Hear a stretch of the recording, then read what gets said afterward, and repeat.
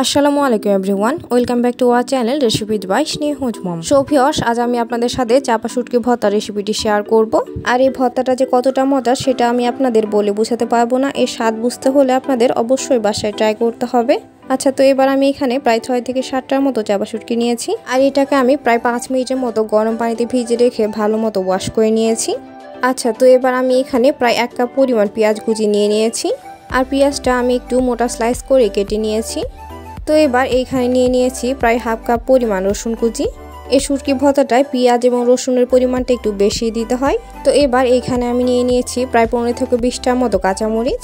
এই ভর্তাটা অবশ্যই কাঁচামরিচ দিয়ে করার চেষ্টা করবেন, তাহলে এর টেস্টটা বহু গুণে বেড়ে যায়। আচ্ছা, তো এবার আমি চুলায় একটি প্যান বসিয়ে দিয়েছি এবং এইখানে আগে থেকে কেটে রাখা রসুনের কুচিটা দিয়ে দিলাম।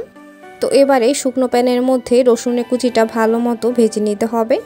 আমি এটাকে 2 থেকে 3 মিনিটের মতো ভালো মতো ভেজে নিয়েছি। এবার এর মধ্যে হালকা কালার চলে আসলে এর মধ্যে দিয়ে দিচ্ছি প্রায় 1 টেবিল চামচ পরিমাণ সরিষার তেল। আচ্ছা, এই রান্নাটা কিন্তু অবশ্যই সরিষার তেল দিয়ে করার চেষ্টা করবেন, তাহলেই চাপা শুটকি ভর্তার আসল স্বাদ পাবেন। আচ্ছা, তো এবার আমি এটাকে আরও 3 থেকে 4 মিনিটের মতো ভালো মতো হালকা ব্রাউন করে ভেজে নিচ্ছি। এবার এটা সুন্দর করে ফ্রাই করে নেওয়া হয়ে গেলে এটাকে এবার আমি উঠিয়ে নিচ্ছি। এই চাপা শুটকি ভর্তাটা এটা কিন্তু ময়মনসিংহের বিখ্যাত খাবার, আর আমি আপনাদের তাদের রেসিপিটা এটা তৈরি করে দেখার চেষ্টা করছি। আচ্ছা, তো এবার আমি এখানে দিয়ে দিচ্ছি আমাদের আগে থেকেই কেটে রাখা পেঁয়াজ কুচি। তো এই পেঁয়াজ কুচিটা আবারও সেমভাবে শুকনো প্যানের মধ্যে হালকা করে ভেজে নিচ্ছি। তো এবার চুলায় একদম লো মিডিয়াম হিটে এটাকে আমি প্রায় 2 থেকে 3 মিনিটের মতো ভালো মতো ভেজে নিচ্ছি। আচ্ছা, এটাকে কিন্তু আপনারা অবশ্যই তেলে দেওয়ার আগে ভালো মতো 2-3 মিনিটের মতো ভেজে নেবেন। তো এটা এবার হালকা ব্রাউন করে ভেজে নেওয়া হয়ে গেলে এখানে আবারও দিয়ে দিচ্ছি প্রায় 1 টেবিল চামচ পরিমাণ সরিষার তেল। দেন এটাকে আবারও 2 থেকে 3 মিনিটের মতো ভালো মতো ভেজে নিলাম। তো এবারে এখানে আমি 15 থেকে 20টার মতো কাঁচামরিচের মধ্যে দিয়ে দিলাম। এই চাপা শুটকি ভর্তায় মরিচের পরিমাণটা একটু বেশি করেই দেওয়ার চেষ্টা করবেন, তাহলে টেস্টটা অনেক গুণ বেশি বেড়ে যায়। আর কেউ কম ঝাল খেতে চাইলে এর পরিমাণটা কমিয়ে অ্যাডজাস্ট করে দিতে পারবেন।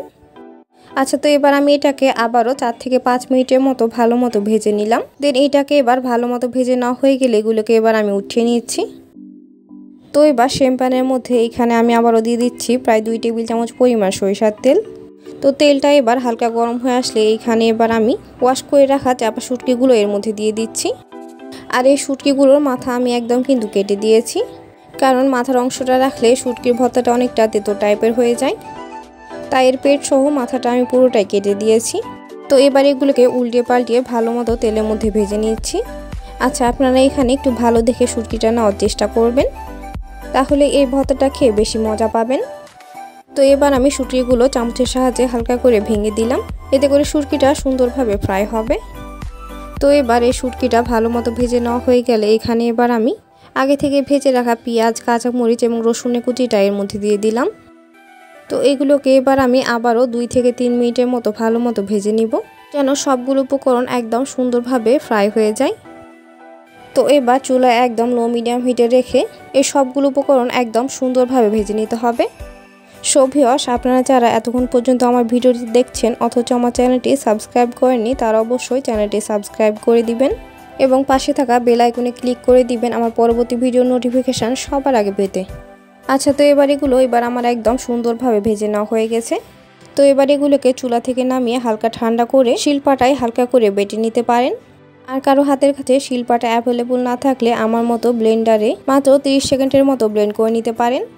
তো এইটাকে এবার আমার একদম ভালো মতো ব্লেন্ড করে নেওয়া হয়ে গেছে। আর এটাকে কিন্তু আমি একদম স্মুথলি ব্লেন্ড করিনি, হালকা গোটা করে রেখে দিয়েছি। আর এই ভর্তাটা এভাবে খেতে কিন্তু দুর্দান্ত লাগে। তো এবার এই ভর্তাটাকে আমি একটি সার্ভিং ডিশের মধ্যে নিয়ে নিচ্ছি। তো এবার পুরোটাই ট্রান্সফার করে নেওয়া হয়ে গেলে এখানে এবার আমি দিয়ে দিচ্ছি প্রায় হাফ চা চামচ পরিমাণ লবণ এবং সাথে দিয়ে দিচ্ছি প্রায় 1 টেবিল চামচ পরিমাণ সরিষার তেল। দেন এই ভর্তাটাকে এবার হাত দিয়ে সুন্দরভাবে মাখিয়ে নিচ্ছি। আপনারা লবণটা নিজের পছন্দ অনুযায়ী অ্যাডজাস্ট করে নেবেন। তো এই ভর্তাটা এবার মাখিয়ে নেওয়া হয়ে গেলে এটাকে আমি ছোট ছোট বলের শেপ দিয়ে নিচ্ছি। তো ভর্তাটা এবার আমার একদম পারফেক্টলি রেডি। গরম গরম ভাতের সাথে এইরকম ভর্তা থাকলে আপনার আর কোনো কিছুই লাগবে না, 1 প্লেট ভাত 1 নিমিষে শেষ হয়ে যাবে। সো ভিউয়ার্স, রেসিপিটি ভালো লাগলে বাসায় একবার অবশ্যই ট্রাই করবেন এবং রেসিপিটি ভালো লাগলে অবশ্যই একটি লাইক দিয়ে দিবেন। So enough for today. সবাই সুস্থ থাকবেন, ভালো থাকবেন। এতক্ষণ সাথে থাকার জন্য সবাইকে অসংখ্য ধন্যবাদ।